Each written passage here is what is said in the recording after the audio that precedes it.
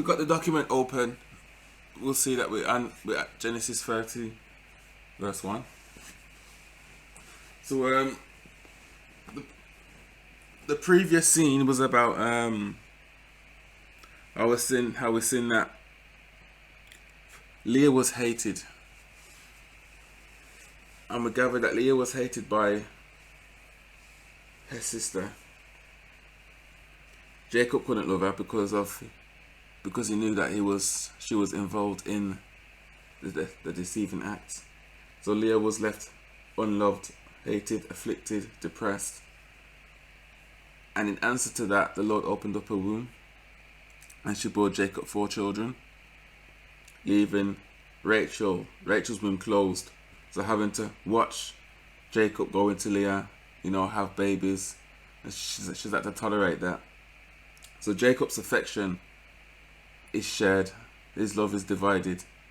He has to give himself to Leah, he had to give himself to Rachel. So this is the dynamics of the home that he's living in now, basically. So now, when we get to Genesis 30 verse 1, it says, "And when Rachel saw that she bare Jacob no children, Rachel envied her sister, and said unto Jacob, Give me children, or else I die." So we see now, the story now focuses upon Rachel now, and how she's taking this situation. First it focused upon Leah, and how she felt, with not being loved, not getting attention, and the Lord does something for Leah. But now it focuses upon Rachel now. So this situation is bringing out how Rachel feels. So she's feeling envy. She envies her sister. And envy is, I won't say it's a strong word. This is Rachel's reaction to this whole situation. So it's kind of bringing out what's in her heart, how will she react, and her response is envy. Also, she hates her sister. So envy is kind of a strong emotion. We see this kind of envy, jealousy, so this is being stirred up in Rachel, seeing her husband have children with her sister. So she wants children. This is what she wants. She wants children. She wants a child. She wants something to share with her husband, and she's got nothing. And she's seeing her sister having children, having something, to share with her husband. So she's watching, Leah and Jacob with the child maybe, and she may see this bond, or it appears like they're bonding, and she wants that. There's something what she wants. So she says, "Give me children, or else I die." Basically, it's similar to it's a bit similar to Esau when he came to Jacob saying, "Listen, I need some food, I'm hungry, or I'm gonna die." He's coming to Jacob with this, it's like this sentence of death. "Give me this, or I'm gonna die. I need food." So Jacob is coming to Jacob wanting something from him. Jacob's got something that he wants, and if Esau doesn't get it, he's just saying, "I'm gonna die." Rachel now is coming to Jacob saying, "There's something I need from you. I want from you. I want children. Give me, or else I die." So this is what she's bringing to Jacob. This is the pressure is bringing to Jacob. So Jacob's thinking, okay, if I don't give you children, you're gonna die. Basically, so it's like I don't know, pressure. She's forcing upon Jacob. So pressure to, okay, I don't want you to die, so I need to give you children, but your womb's closed.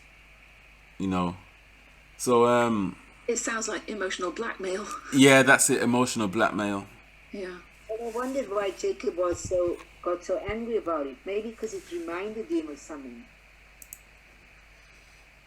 Yeah. I mean, and I don't think they actually realized. I mean, she thought that she's Jacob's the one that carries the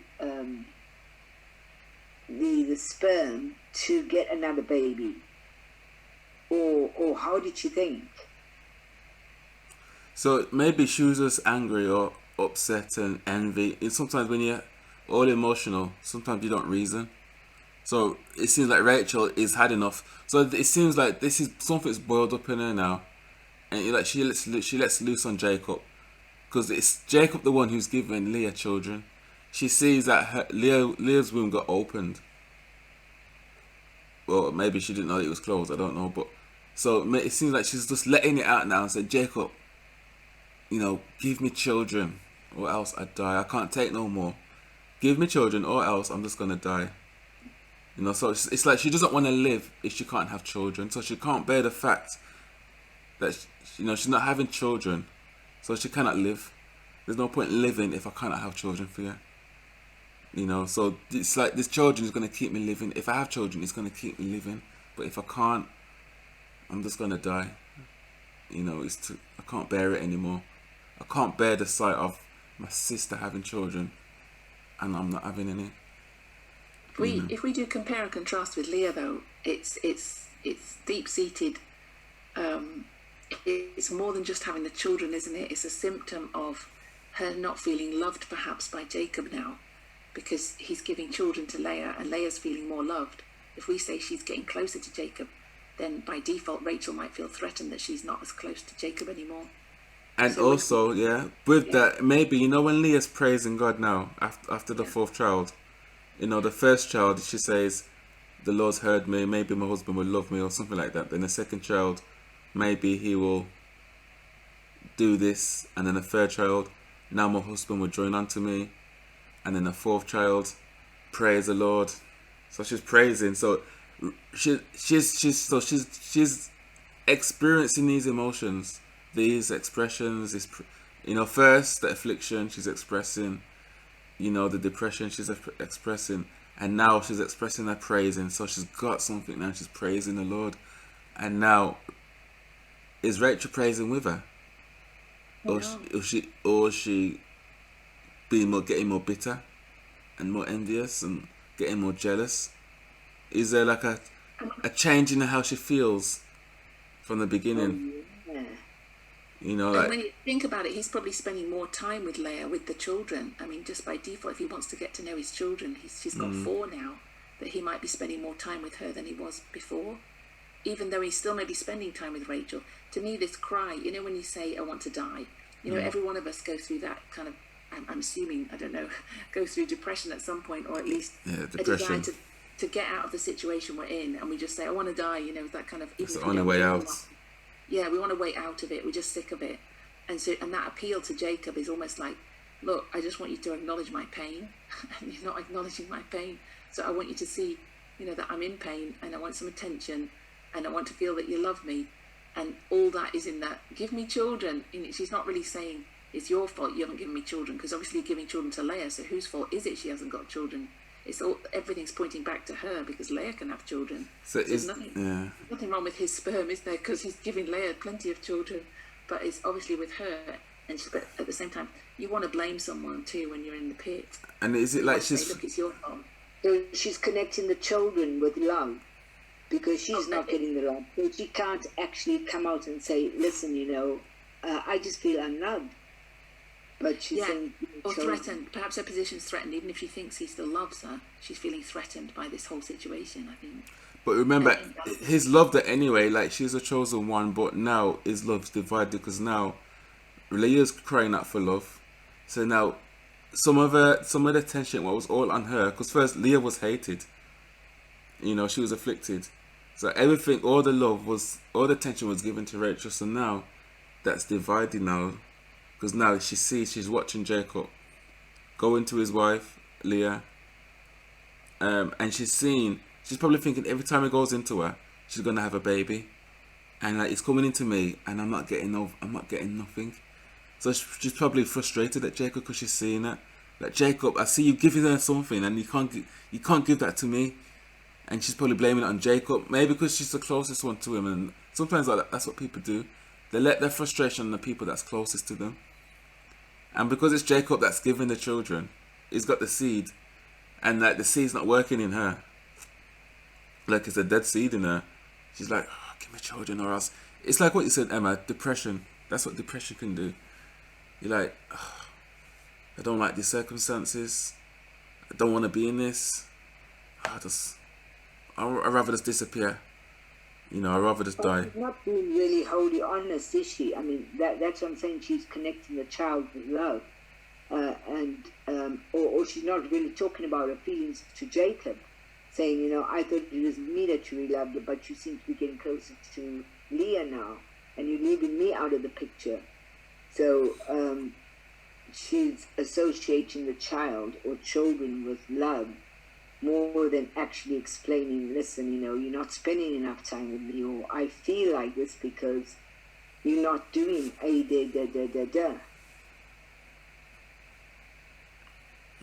Could be. Or she's trying to get all the attention, maybe, I don't know. Because this is polygamy. And obviously she probably does want a child as well, because that's a huge pressure for women back then anyway. And the seed as well. She probably wants the seed to come through her. Yeah, so there's all that competing going on. Yeah, the seed. When you think about the birthright and how much emphasis Jacob put on the birthright, it's his whole life, it's his whole desire to be that father of the birthright, and probably he's put that on both of them. You know, so they feel like we need to have the special one. Yeah. Oh, so this is in the back of their minds too. I think so. I think there is that deep. Yeah, because it seems all women don't get validated until they have a child. You know, every Hannah, you see this Sarah, they all want a child so desperately, and it's partly because they want the Messiah, I think. And under just the social pressure that women are not valid if they're barren. You know, it's the sexist model. You're there to give birth to children, and if you don't have any, what's your life work for? Because they couldn't go out to work. Yes, because when you also look at the Messiah, then you can also do the comparisons there. You know, about Hananiah's the wife who did have all the children. Yeah. Yeah. So she probably wants validation. So her value is directly attached to having children, I think. You know, at the beginning of when we first met Rachel, our first impression, what was our first impression when Rachel first came on the scene? That she was beautiful. What else? That first impression you get. So, you know, seeing that she's a hard-working lady, like she had the flocks, she's working with the flocks. Yeah. You know, so she's a working woman. You know, seems innocent. You know, then, you know, Jacob fell in love with her. Jacob loved her because he kissed her. Yeah, well, I think that was a normal kiss because he kissed Laban as well. So I think it's like a you know, like I had a French kiss all the time. Those kind of. Yeah, it's just like a greeting. Hello. Yeah, one of those greetings. Yeah, I think it's one of them kind of kisses. I think. You think so? Yeah. You know, you never hear of anybody else, you know, going over in the Bible saying he kissed us immediately. But he kissed Laban immediately as well. Yeah, because he knew then that Laban was his mother's brother. Maybe he's quite emotional, Jacob. Maybe it's touchy and emotional. Yeah. You know, but we do see two kisses at the beginning anyway. But that's not my point anyway. So my point is, our first impression of Rachel is that she's, you know, she works. You know, she's fair, and then so the second impression is this story, where she's got envy stirring up in her heart and jealousy, and hatred. Basically, so this is what's coming out of Rachel now. This happened. This incident happened, and this is what's coming out of Rachel. So, 4 children. I don't know how many years that could be. It could be 3.5, 4 years.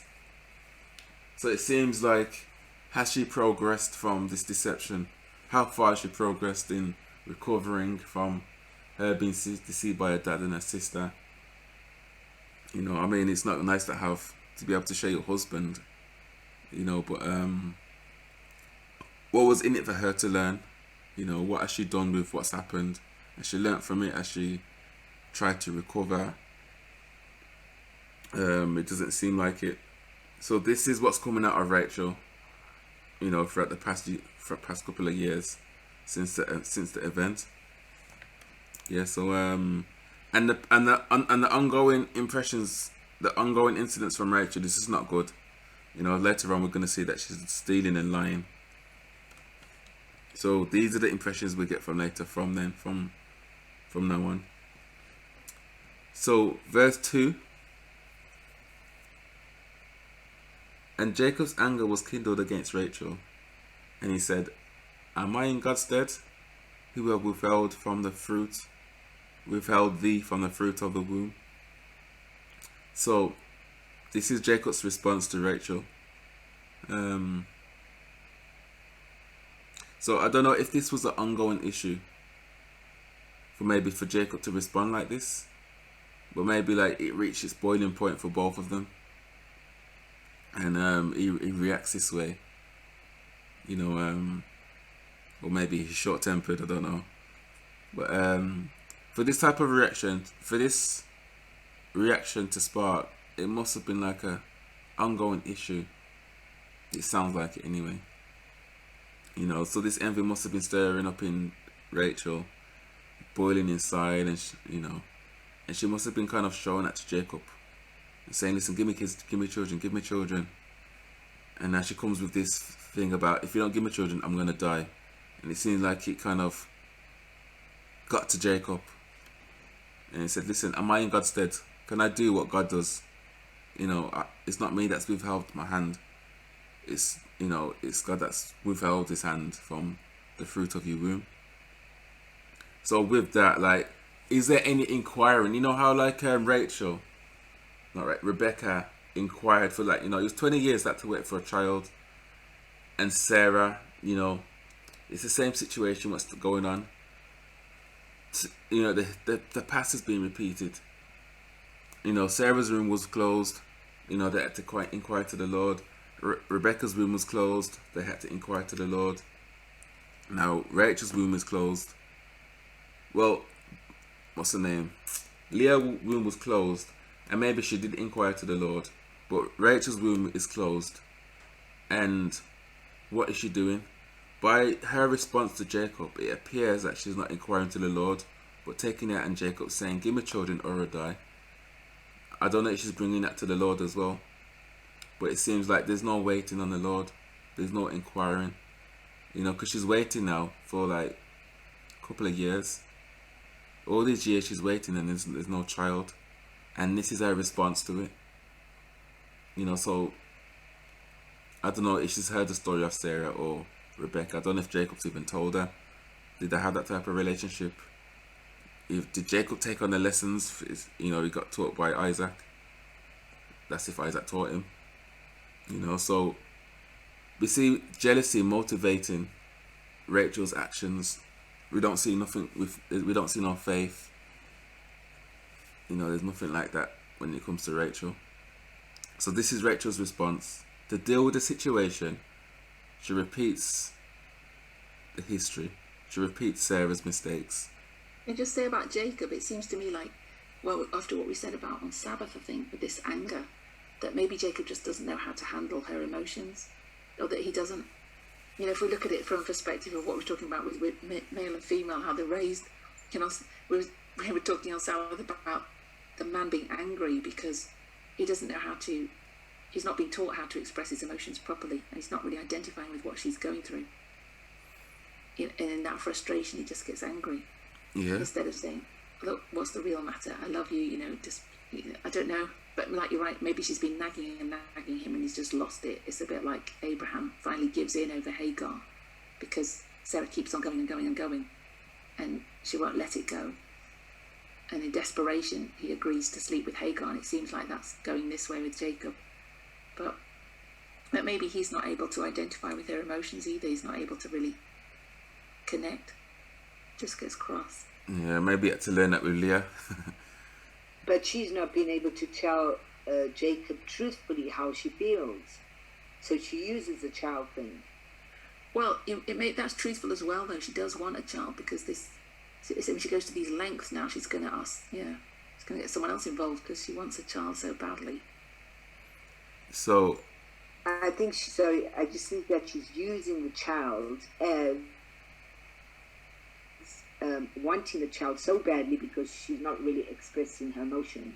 And I think once she gets that out of the way, and she knows that she'll be able to wait,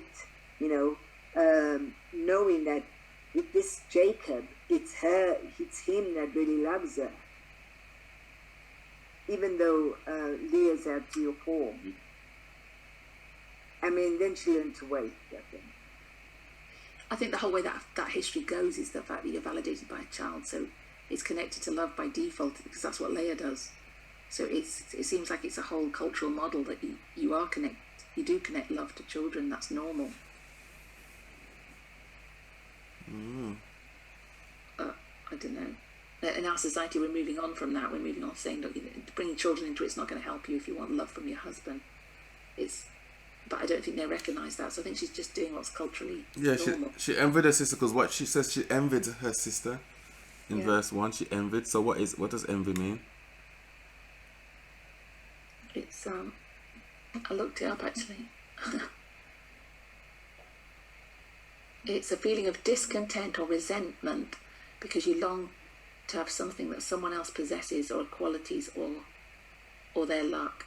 So it's basically a desire to have a quality possession or other desirable thing belonging to someone else. Yeah. So you could say you could also say it's the love that's going to her as well at this point. And the baby. So no longer could it be that it probably before that probably Leah envied Rachel because of her fairness. That's why she probably, her beauty, and she's not getting what the attention maybe Rachel's getting. But now things are turned around now. Rachel is envying Leah for what she's been blessed with. She wants that. Yeah, if you do that compare and contrast, then Leah's would be unreasonable to expect Jacob to give her beauty, If she's upset with Or make me feel beautiful. Beautiful, Make me feel beautiful.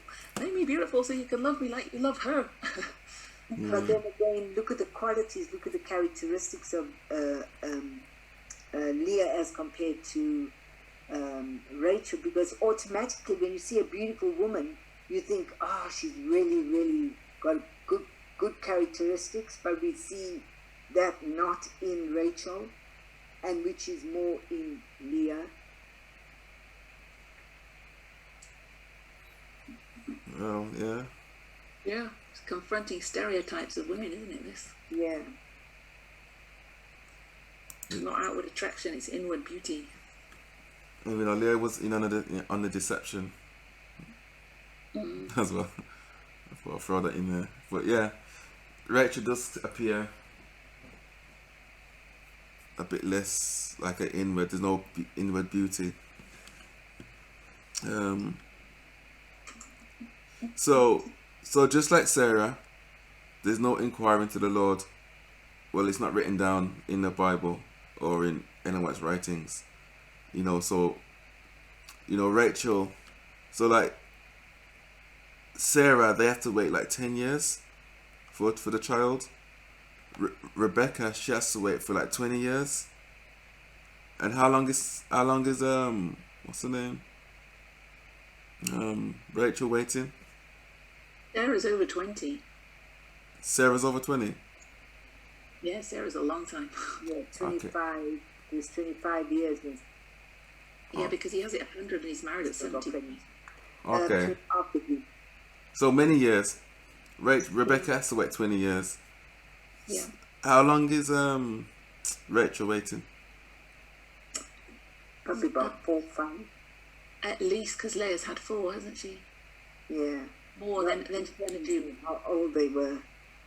And now she's going to ask the maid to come in, so it's going to be a bit more before Rachel has one. Oh yeah, maybe. So she's waiting a couple of years. So even before the maid has children, she's waiting, and she can't wait anymore, basically. Yeah. She cannot wait. So she said, okay, just like Sarah, I'm gonna do this now in my own strength. So she's making the same mistakes as Sarah, taking things in her own hands and making the same mistake. And this is just a reflection of Jacob as well, taking So things Sarah's the grandmom, is it? of To Jacob, Rachel. of Jacob. No, of Rachel.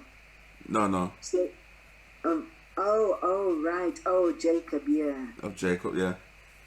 So Sarah is Rachel is kind of behaving like Jacob behaves, taking things, doing things in their own strength, in their own way.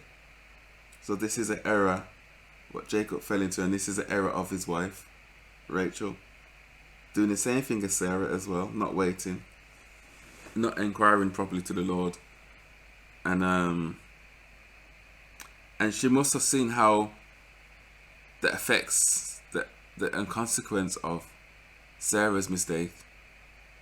And maybe they didn't reason this. Maybe Jacob didn't take this down. He didn't note it down. Maybe during his devotions with his dad, during his, when Isaac taught Jacob lessons, maybe Jacob didn't really take much in, because every night, every day, it was too focused upon how he was going to get the birthright. That was his constant study.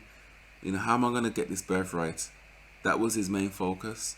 So maybe all these lessons passed down about his grandfather and his dad and his own father, everything that was taught to him, maybe all the mistakes, all the consequences, or maybe it came down filter. Maybe Isaac didn't teach him much of the mistakes or the lessons of faith. I don't know, because Isaac was wasn't in a good state anyway. He wasn't in a good walk with God. He wasn't in a good relationship with his wife, because he was making mistakes at the same time. So maybe certain mistakes, what was taught to him, he probably didn't filter. He didn't really take in. So he's teaching Isaac from his own perspective and from his own, from his own condition. So whatever Jacob heard, he's not putting into practice. That faith is not being put into practice, basically. So the history is being repeated. The history is being repeated. So maybe he cannot really talk faith to Rachel and say, listen, this is the same mistake my grandmother done, and my grandfather. They had a child and it backfired, and the child ended up being taken away to another land and so on with his mother. And this may happen now if we do repeat the history, repeat the past. So there's none of that, So I don't know how much Rachel knows about Jacob and his past and his family and his grandfather. Did Jacob pass this down to her? Because it seems like, or maybe she just ignored it all and said, listen, I'm going to do this anyway, I don't care. And Jacob just went along with it. So it's like there's no guidance. It's like a relationship with no guidance and no warnings, it's like the both haven't been taught about relationships. It's like there's been no counsel. They're just doing whatever.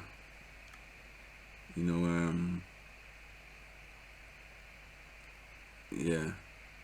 Yeah, I agree with you there. It does seem like there's been no counsel, because nobody seems to know how to interact, how to talk about things.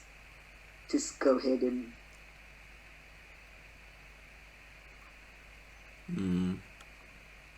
So there's a lack of understanding of human relationships. Jacob's coming out of a home which was dysfunctional. So this is what is bringing to his relationship with his wives. Distorted ways of thinking, not knowing how to treat people.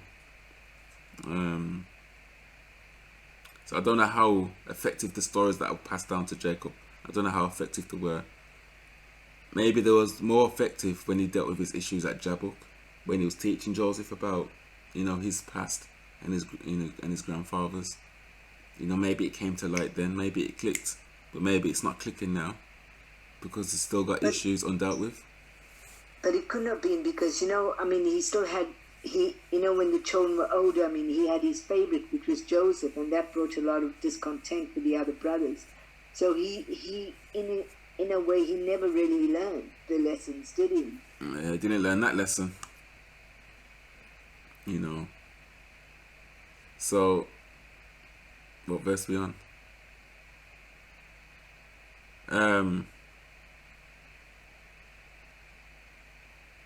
So verse 4. So basically, they go on to do things what God did not tell them to do.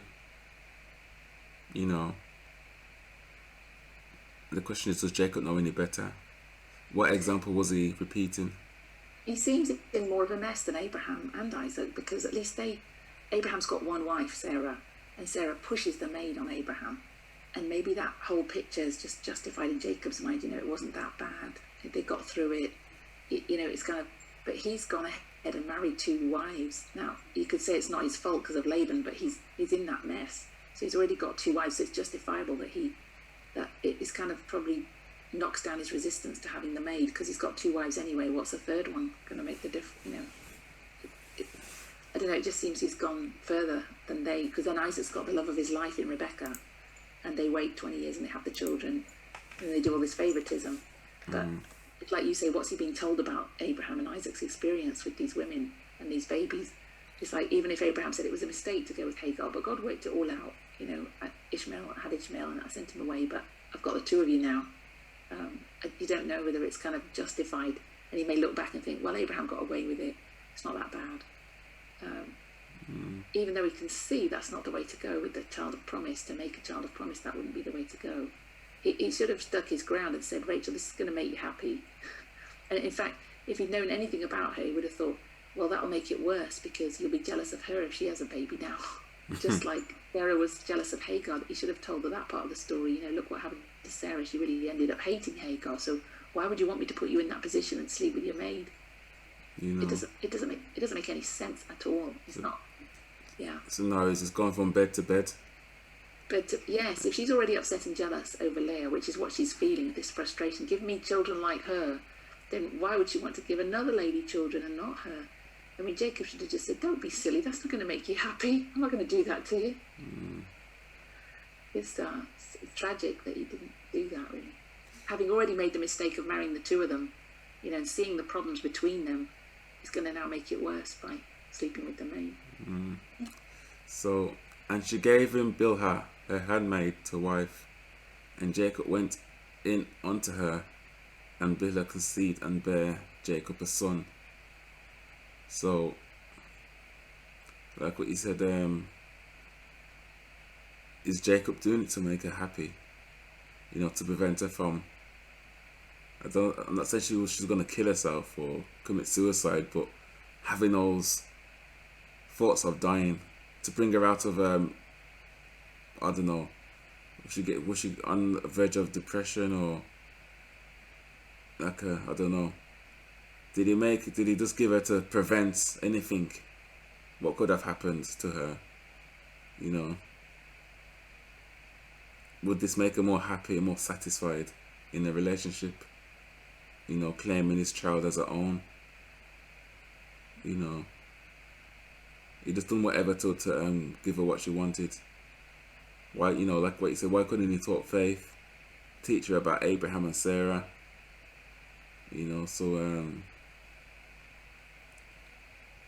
Sometimes this is common in relationships, when you just do anything, give your partner or whoever anything just to make them happy, not reasoning, okay, is this really good for them? Or is it just to shut them up? To shut up the nagging, to shut up the crying, shut up the moaning, and just give in and just give them what they want. Not reasoning, okay, what's the consequence of this? If I give them this, what will be the consequence in 5 days, 5 weeks, 5 months, 5 years, and so on? What are the consequences? Sometimes we don't reason the consequences. Will it end up, will it result in bad, or will it result in good? It doesn't really look like he's thinking about her, even though that's what it seems like on the surface, like he's giving her what she wants. He's not, like you say, he's probably just getting her off his back. you know, I just wanted to stop talking. I want to stop hearing all this. Just let me do this. You know, it doesn't make any sense on a human level to do that to her, when if that's what her real gripe underneath is, you know, you love Leon more than me, or it looks like it, or you're not spending time with me, or whatever that. If he just takes it at surface value that all she wants is a baby, yeah, just give her this baby this way, but it still won't be her baby, and even that's not really fulfilling what she wants. So he's not really. It doesn't seem like he's. But maybe it's this whole sexist model that's where he's at as a man. He can't really. He's just looking at the, you know, what she's saying and saying, okay, well, if you want a baby, let's do it this way. I'll get you a baby. And it's degrading because now, if you just put yourself in Bilha's shoes now, Yeah. put yourself as her, this lady now. Okay, you're a handmaid, Sexy. and now your boss has said, okay, you marry my husband, you have a child for him, so you become his wife. So I don't know what kind of, I don't know what. So first, I don't know what kind of I don't know how. I don't really know how this works. Does if she becomes a wife, so now he has to share his affections to Bilha and love her like an actual wife, or she's just used to have a children. But to have a children, you have to be married. You know, so she just going by the law of being married before you have children, or was it the whole package of loving her as a wife now, treating her as a wife, giving her that affection? So whatever it was, she's told now to, not off her own back, but she's told by her boss, you marry my husband, and then you have a child for him. And Bilha just agrees and says, okay, like, is this what I'm worth? Is this the life of a handmaid? You just do whatever, you marry who you've been told to marry, and you have a child when you've been told to have a child. And then your child gets taken away from you to somebody else to be claimed as their son, their own son. You know, so was this the life of a maid? That was exactly going to be my question too. I mean, are they treated like concubines, like being in a harem, where you know, you have your main wife, but you go to all these different women, and they're not treated in a special way like they are your wife, like a wife is treated. So are they just there to breed children, or just to be part of the family, but not wholly special like a wife could be, even though going into somebody means you married? You know, and then we may not have the answer, but you know, you're having a child, and then your child probably claimed by somebody else, so now you can't really enjoy that child because now it's not yours anymore. You know, it's like it's being fostered. You know,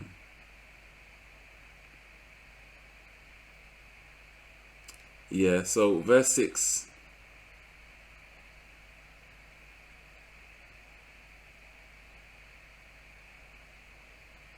So verse 6, and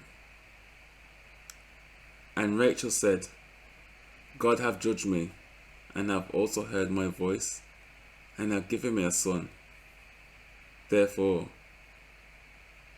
called she his name Dan. And again, Bilhah, Rachel's maid, conceived again and bare Jacob a second son. So I don't know how many children Rachel wanted, but it seems like, you know, Jacob's active now with Bilhah. You know, so she's claiming the child as her own, on her own knees, her own strength. You know, the same thing what Sarah does. So Rachel forgets the past mistakes and the past sins, you know, and the consequences. She's just motivated by envy, jealousy, and fear. And then she credits God for something what she does in her own strength. She says, God have judged me and heard my voice. So that's how she sees it. She's done something in her own strength. She's followed Sarah. She's done something in her own strength to get what she wants. You know, and it's the same thing what Jacob done when he gives God the credit when he deceives Isaac. He said, God has blessed. Isaac asked him, "You got this quick?" Then Jacob says, "Yeah." It says something about God. God provided. So he gave God the strength for the skill of his deception. So here we see Rachel giving God the praise or giving God the credit for providing a son in the wrong way, basically. So and it's funny, what about when the maid turns around and says, give me my child back. It's not yours, it's mine. So you can see how easily something can be taken away when it's done in your own strength and not God's way. Because they'll make them to say, look, give me my children, you're not having them no more. And then that leaves Rachel with nothing. It probably leaves her even worse, probably regretting the whole thing. But can they do that? Because culturally, was that normal? I was just going to say, I'm looking it up, culturally, what it was. And it says that in Genesis 35:22, it describes Bilhah as a concubine. So, and then I was looking up, okay, what's the difference? What is a concubine then? And it says the Bible, a concubine was a woman acquired by a man as a secondary wife. Her purpose was to provide a male heir in the case of a barren wife, to provide more children in general, to enhance the family's workforce and wealth, and to satisfy the man's sexual desires. So that seems to be 3 definitions of a concubine right there, that she's got the privileges of a wife in that sense. And she's there to give this heir because the wife can't. Although another definition says the term concubine in the Bible refers to a slave wife. There were 2 classes of wives in the scriptures. There were free wives and slave wives. A free wife was a woman born to a free man. She was acquired as a wife when a man approached her father and offered him the bride price. But presumably a concubine was a slave wife, which I don't know what it's going to go on to say about that one, but it seems it's the whole thing is a sexist model. Even the slave, obviously the free wife isn't that great either, but yeah, a lot of it. Give her a wife to that man, usually accompanied by some kind of wedding feast, with both free wives and slave wives were considered to be the property of their husband. A free wife held a greater place of social honour, and her children had inheritance rights that were required to be honoured. The concubine's children had no inheritance rights unless they were granted under special circumstances. So presumably, so they were acquired because they were taken as slaves. It's like a common law wife here. If you're living with somebody, that's your common law husband or common law wife. But you don't have the rights like a lot of women who are married. It's almost the same thing. Yeah, so what are you saying then, Emma? Either they set up that custom, either this started with Jacob and he was part of the problem, or this was already in society and now it's come into God's people. Because when we get to David's time, they've got hundreds of concubines and it's all legal and above board, and you think, what is this? So I'm just thinking they would have kind of had some acceptance of that Bilhah doesn't have the rights of Rachel when she goes in to sleep with Jacob now, and even her child it's not really hers to do what she wants with. God will say whether that child gets inheritance or not, or whether it's really. But you see, Rachel should have known that child would not be hers now. It would still be a slave wife's child. Mm. So I don't know if that custom was, established that the slave wife could provide when the mother was barren, or that they're surrogate mothers. Yeah. Shall we finish on this last verse 8? Oh yeah, okay. You want to read it, Emma?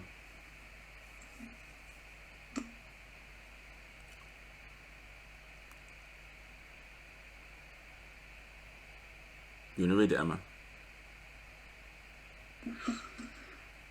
Oh, sorry, yeah. Verse 8, and Rachel said, with great wrestlings have I wrestled with my sister, and I've prevailed, and she called his name Naphtali. So, what does this remind you of? Jacob. But that wasn't Rachel. That was was that the concubines? Yes, that was the concubine. Right. Oh. Claiming it as hers. So she even has the right to name the child. Wow. The poor concubine. Yeah. So, what does it remind you of? Jacob wrestling at the brook. Where Jabbok. else?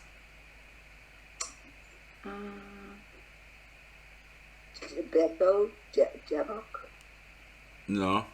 No, Jabbok. So think what she's saying. Rachel said, "With wrestlings have I wrestled with my sister." So the wrestling is with somebody. Her sister. So you said Jacob, but specifically, where's the first time we see wrestling?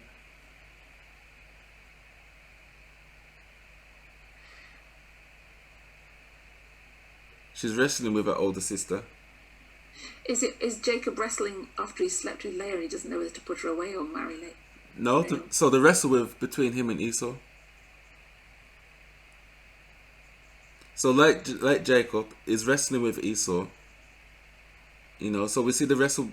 Well, from the womb, we see a wrestle in the womb, and then we see a wrestle in the home. You know, between the firstborn and the lastborn. You know, Jacob's wrestling over something. He's taking hold of something that he wants, which Esau has, and then it prevails, but at a cost.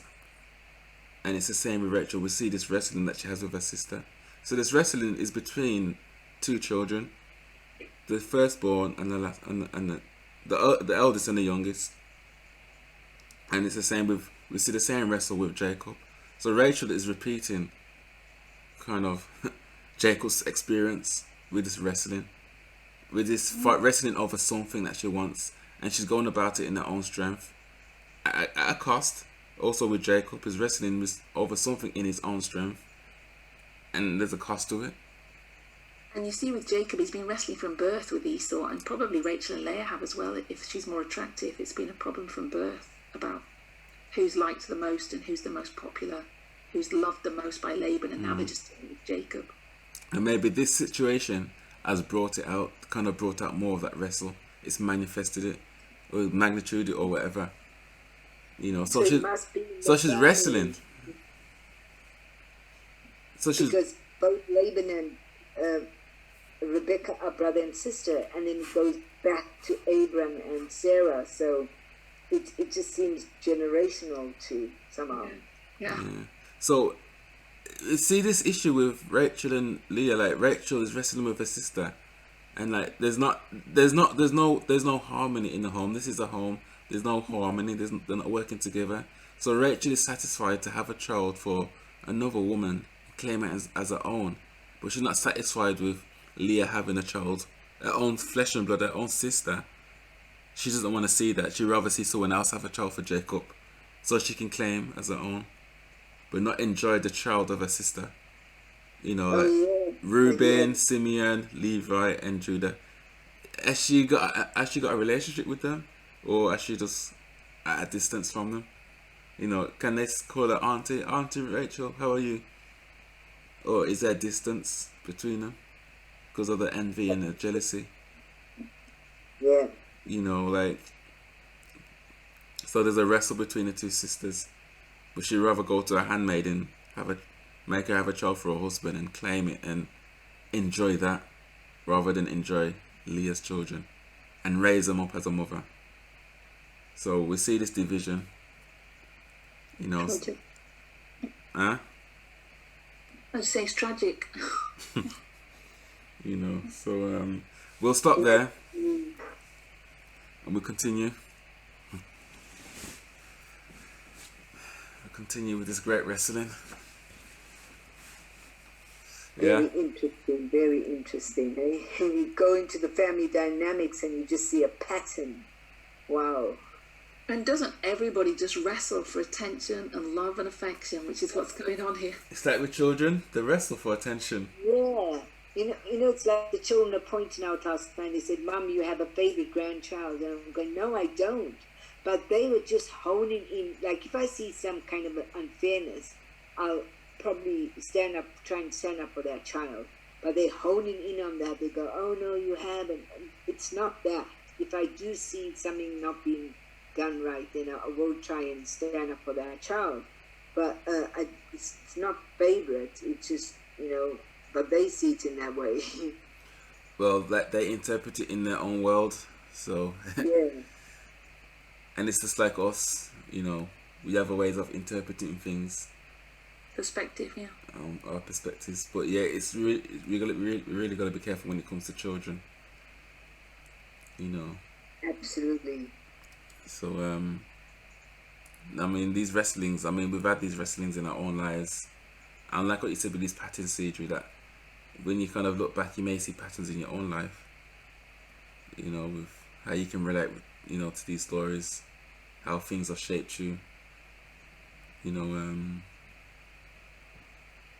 know, like you see how Jacob was shaped. You know, this deception came down from his mom. You know, his mom was deceptive, Laban was deceptive, and it just got passed down to the children. You know, and then we see the dynamics of these relationships. It's in a bad way. You know, so let's pray and close. Yeah, amen. I just love this. Somebody want to pray?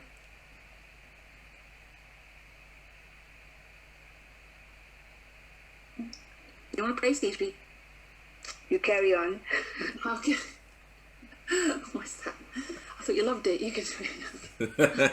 I was going to, but I just think sometimes I get a bit too emotional, so.